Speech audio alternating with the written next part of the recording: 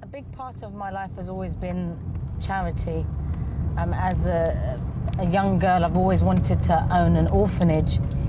But so what I do is now I kind of collect money and take it to places myself. I've been a trustee of a charity for over 10 years, and there was always a lot of arguments as to where the money's going to go and, you know, things like that.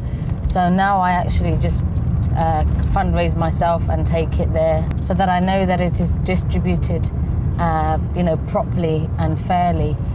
We went to Kenya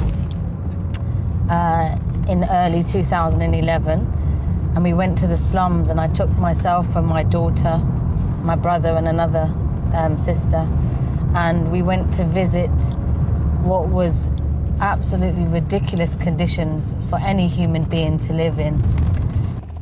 You'd see 3-year-old children having to fetch water and stand in queues for hours and hours because there'd be only one pump for about 1 million residents. So, you know, it was just absolutely madness. I met a remarkable woman called Mama Fozia, and she was a 60-year-old woman who had dedicated her life to looking after orphans. And you have to bear in mind that a lot of these places are not funded, so they don't have kind of other charities funding them. They just rely on any donations.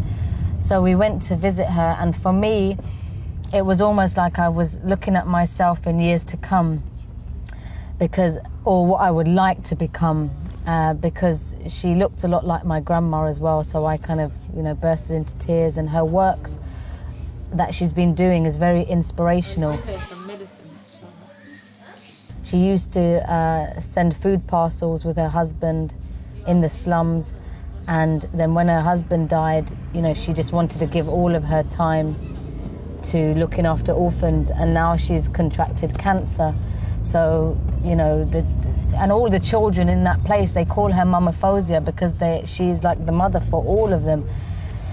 But it's a very sad situation, and at the same time very inspirational and very, you know, happy because she's able to rescue a lot of these children.